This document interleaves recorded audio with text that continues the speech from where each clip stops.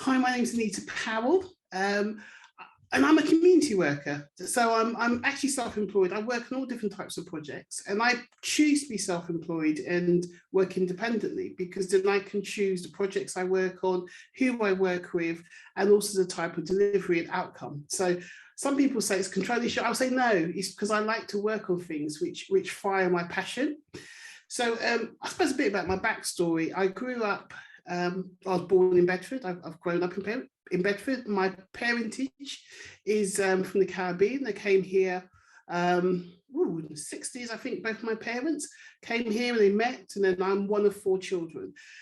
With regards to my personality, I would actually say I'm quite an introvert. I'm an introvert, but I'm a eccentric. That's what I'd describe. So I like to do things which are different. I like to experience things that are different, but also I like to spend time by myself listening to an audible book. I also love listening to podcasts and things like that. Now, with regards to what I do, I love the topic of media, not because I'm a show off, even though I'm a little bit, not because I'm a show off, it's because I actually love media because it's a way of hearing people's voices.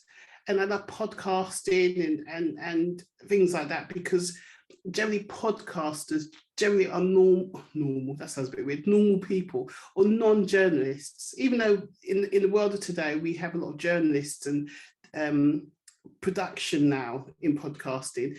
I love podcasting because normal people who have a story to tell have the power to have their voices heard and expressed without being filtered by a gatekeeper.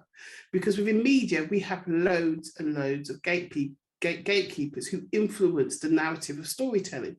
So one of the things that I do at this moment in time is I'm a founder of a community radio station in Bedford. I also do a podcast as well, independently to that. And on my community radio station, one of the shows that I do is called Disability Matters, because to me, the conversation around disability does matter. And I'll explain the reason why disability matters to me. So I grew up in a household where I'm not quite sure what was going on in my household because I'm nearly 50 now, and my parents, my father's passed away. I think he would be around 90 now if he was alive, and my mother would be in the 80s. But I sense that there's something that both my parents have. I grew up in a house where I suspect both my parents were on the spectrum, but they grew up in the Caribbean where Asperger's was something that was never diagnosed. And therefore, even though they're quite unique in their own personalities, they weren't identified or as it would be now. So I kind of realized when I was an adult that some of the struggles I had as a child was because I probably was a carer to 2 people who were on the spectrum. And it sounds a bit weird that I'm not quite sure because they didn't know what they had. It was never diagnosed. And they were clearly different, both my parents. My mum, who's still alive, she's definitely different. Everyone who knows her knows she's different.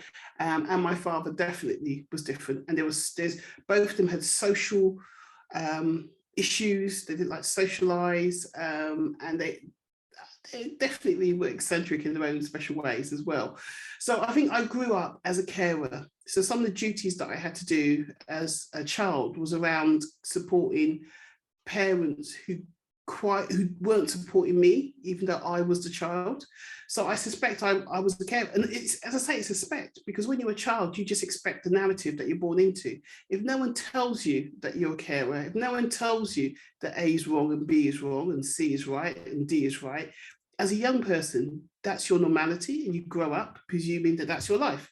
So as an adult, I look at the world I see now, I look at the information I have now, I then reflect onto my childhood, and I think I was a young carer to 2 adults who had disabilities. That's what I suspect. But I only discovered that when I became an adult and I was informed. So I only discovered that when I was in my 20s.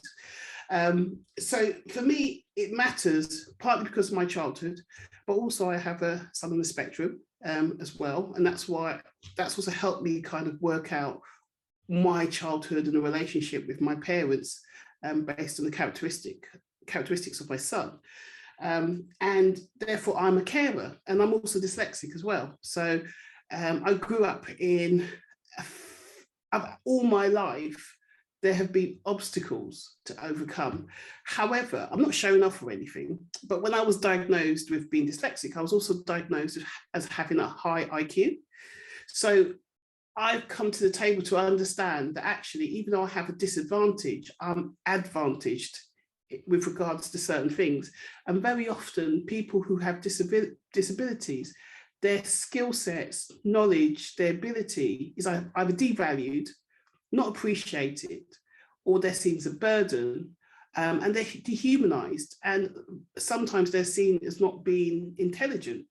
And so for me as a carer and someone who's dyslexic, it's an issue, because I'm also someone who has a strong belief with regards to fighting for causes that people just don't care about.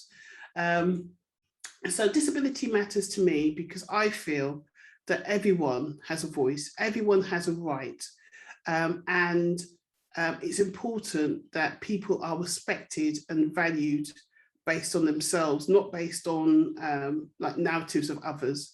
And okay, some people can't do certain things, but they can do others. And the thing is, they still have value because they're human. So whether they are not capable of doing certain things because of disability does not mean that they have no value.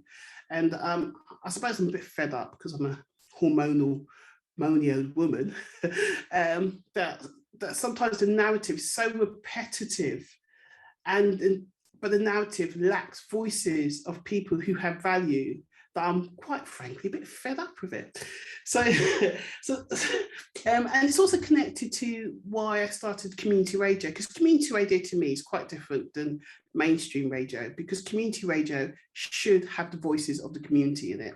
It should be about, I use the word normal, just everyday people being able to vocalize their feelings and thoughts, and everyday people who live in the same community should also be able to hear them, and the gatekeepers should be minimized or not be there to do to have an impact on the voices that are heard.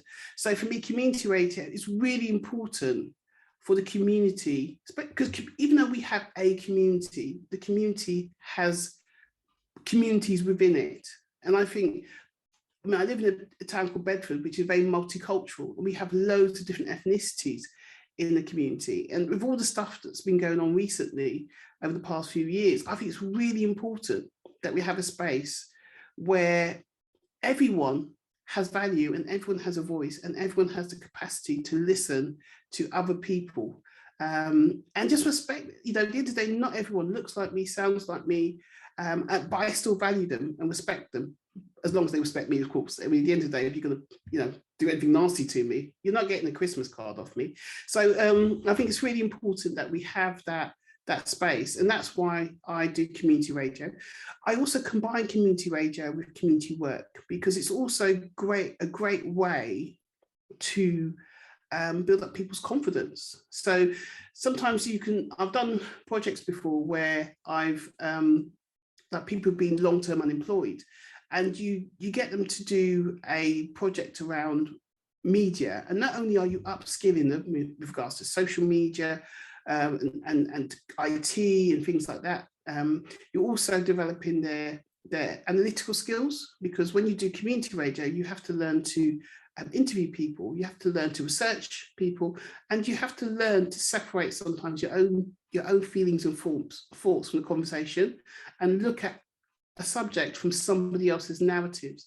And not everyone can do that. And just by doing that can gain a greater understanding of your community.